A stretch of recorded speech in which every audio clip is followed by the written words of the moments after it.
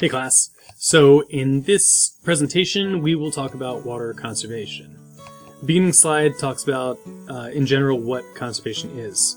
Conservation has to do with resilience, or how the ability of a system to resist change or to recover from disturbance.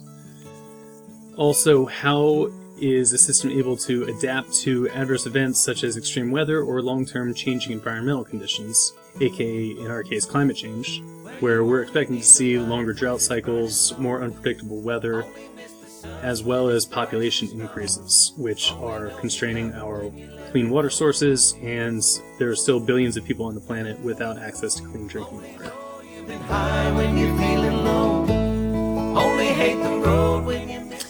Historically, water conservation has been viewed as an important resource, very limited, and early plumbing made sewage water a problem because it was found to transmit diseases.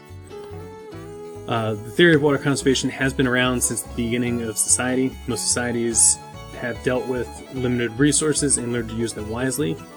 Ancient societies created extensive water transportation systems, such as the Hohokam in Phoenix.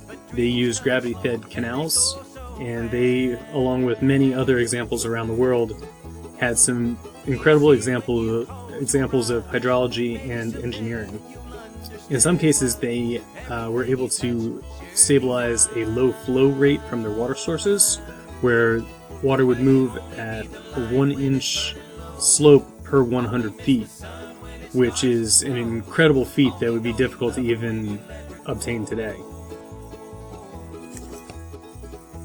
In Peru, you can see a lot of examples of aqueducts along the streets, and we'll see a picture of that on the next slide. And also Machu Picchu. Machu Picchu was built high up in the Andes, and one of the first considerations of even building Machu Picchu was finding a water source. So if you watch this video, it's about 2 minutes long, and it'll just give you a nice little summary of Machu Picchu and some of the incredible feats of obtaining clean drinking water access. There's that picture from Cusco, Peru, where alongside the street you will see aqueducts that are still in function today. The historical perceptions of water have viewed it as a vital natural resource, and there was a lot of rainwater harvesting, a convenient cleansing mechanism to efficiently transport waste out of cities. Water was also seen as a flooding concern, especially as we start to build up the environment. Flooding becomes more of a problem as we create more hardscapes, whereas the water is able to percolate into the ground better otherwise. And also wastewater is seen as a nuisance and a transmitter of diseases. The Greeks were among the first to gain an interest in water quality. They used aeration basins for water purification. The Romans are also regarded as the greatest architects and constructors of water distribution networks. They used rivers, springs, or groundwater for provisioning. And later they built aqueducts because the springs, wells, and the Tiber River were no longer providing the safe water that was needed for the swelling urban population. The history of water in the United States. Historically, we saw urban drainage systems being viewed from various perspectives. Changes in perspective of urban drainage in cities were most often caused by disease outbreaks, scientific discoveries, technical advances in planning, design, and construction. During the 19th century, urban drainage developments in Europe and the United States were modified based on public perspective of urban drainage. By the end of the 19th century, urban drainage was viewed as a highly important public works system worthy of massive expenditures and put a lot of resources to prevent diseases in the city. Currently, well-planned urban drainage is viewed as a vital component of any sustainable urban system. So as there have been technological advancements, such as with computers and advances in urban hydrology, we're seeing more efficiency in perceptions of both water conservation and wastewater change. There's a really great book that another instructor, Steve West, I'm sure will tell you about, called Water, Natural History by Alice Atwater. And this book was written, I believe, in 1996. It gives a really nice explanation of how we've viewed water in this country and our landscape. And the beginning of the book starts with part one that's called The Dismantling of the natural system, where due to the fur trade and eradicating the beavers, we started changing the river systems. And it goes through different areas of the country, from the woods to the grasslands to farming the plains. And then it dives into the second part of the book, which is engineering the waterways, where we started damming up the waterways, removing more helpful species such as mussels and gators, draining swamplands, and getting rid of a lot of the urban wetlands that help to not only clean water, but reduce flooding impacts. So it's a really interesting book and gives really a good perspective on water in the United States and how our water systems really changed before we even moved out west, since a lot of the trappers and other people came out here before settlers even came to the area, which already automatically changed the area. Some of the modern goals of water conservation, we're seeing ourselves moving away from the mentality of draining urban areas expeditiously, because now we have new considerations such as social, economic, political, environmental, and even establishing newer and more updated regulations. Many cities even have implemented conservation policies, and I would say most cities have some type of conservation policy in place, and even offer incentives such as offering a rebate to replace old fixtures such as toilets. Public utilities' goal is to ensure a consistent water availability, to conserve energy for the wastewater treatment, and also electricity because it takes a lot of water to cool some of those machines, and also for habitat conservation. The definition of water conservation has also been modified over time. In the early to mid-1900s, we see water conservation as involving building a reservoir to capture runoff that would otherwise be wasted by flowing into an unusable water body. So we see rainwater as a precious resource and how we should be capturing that rainwater so that we can use it for other things. So now we're taking that of trying not to waste water and trying to beef up the efficiency. Currently, population, household size, and growth and affluence all affect how much water is used. Factors such as climate change have increased pressures on natural water resources, especially in manufacturing and agricultural irrigation. The Clean Water Act, or CWA as it's abbreviated to, establishes the basic structure of regulating discharge of pollutants into waters of the United States and regulating quality standards for surface waters. The basis of the CWA was enacted in 1948 to significantly reorganize and expand itself in 1972.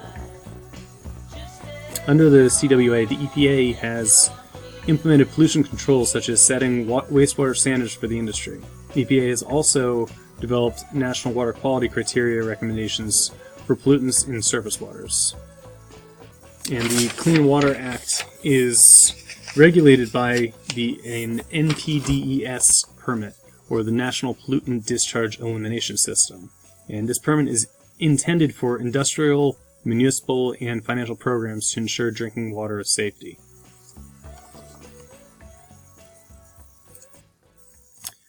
There's also the Safe Drinking Water Act of 1974. This is a federal law that protects public drinking water supplies throughout the nation. Under the Safe Drinking Water Act, the EPA sets standards for drinking water quality and, with its partners, implements various technical and financial programs to ensure drinking water safety. It has been found in several publications, one being the New York Times in 2009, found that 1/5 of the public water systems violated this act, and then in 2015 it was found 21 million people relied on community water systems that violated health quality standards. So this just points to the ability to regulate these systems. We may have set up these acts, but we aren't able to fully regulate them, and especially now in the past few years, as we see the EPA getting stripped of a lot of their regulation abilities, it's only going to lead to potentially more problems that may arise in cities. So the image you see on the slide just shows a very basic diagram of how water has changed in cities. You can see the diagram on the left shows a natural area with trees and grasses. We only have 10% runoff. A quarter of the water is shallowly infiltrating, and then we're getting another quarter that is doing deep infiltration, and we're getting a little bit of evapotranspiration. With the picture on the right, with a city being built on top of these natural areas, we're getting much less deep infiltration and shallow infiltration. We're seeing a lot more runoff, 55% instead of 10%, and just slightly less evapotranspiration.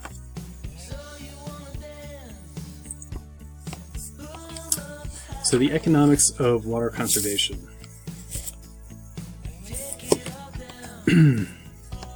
85% of water is delivered via public utilities in the United States. Most people vastly underestimate how much water they consume each day. On average, most people consume about 100 gallons of water per day per person. So if you have a household of 4, your household is likely using around 400 gallons of water. And that takes into account not just toilets and brushing your teeth and washing your hands, but also your washing machine, your dishwasher, watering plants. All of those things tend to add up. And over average, you're using 100 gallons of water per day, whereas one day you might be using 20 gallons, then another day maybe 180 gallons because you did a couple loads of laundry. So water conservation measures are primarily used in the event of drought. They're not necessarily used as preventative actions. So a lot of the focus has been on the western United States and agriculture, which is using 70% of all surface and groundwater. To take a look at some of this water withdrawal and how it compares to population growth, we can see by these diagrams as the number of people are increasing over time, we're seeing more agricultural use, more industrial use, and then more municipality use of water. But you can see on the diagram that a huge share of that is from agriculture. Municipalities, as population is growing, isn't really using that much. One point of that is because of water conservation measures being such a common thing in cities nowadays, that people have water conservation on their minds a little bit more, and also our fixtures, our aerators and our sinks, so that it feels like you're getting a large volume of water and you're washing your hands, but there's really a lot of air just pushing that out to make you feel that sensation of getting a lot of water. It's actually saving water. More efficient toilets, washing machines, Energy Star certifications, all these things are helping for us to use less water even though the population is growing. And if we look at how much water people use on a typical day, most of that water is being used for toilet use, then shower use, then faucets, clothes washers, etc. Leaks are also a common thing to take into account. Typically in cities there's about a 10 to 20% water leakage rate. So one way to conserve a mass amount of water would be just to go through and fix the failing infrastructure in cities. However, that's extremely costly to do. And to compile that personal data to the rest of the water that's used in the United States, agriculture, again, is taking 70% of all water use. Then we have industry and commercial uses taking another 22%, leaving just 8% of domestic water use. So really, all that water conservation you're doing at home to lessen your utility bills or to lead a more green footprint pales in comparison to agriculture. If we just implemented some more water conservation measures for agriculture or changing the way that we grow crops, that would have a much larger impact on water conservation than even focusing on the public utility side of it. So that is a little food for thought. Conserving water in the future. The primary reason for water conservation has been, again, because of drought, not necessarily for preventative reasons. And the new concern for clean drinking water and also agriculture. Conservation is crucial to meet future demands. The U.S. population has already doubled in the past 50 years, and in that doubling, water has tripled in demand, as we're requiring a lot more food production in warmer climates that aren't getting as much water.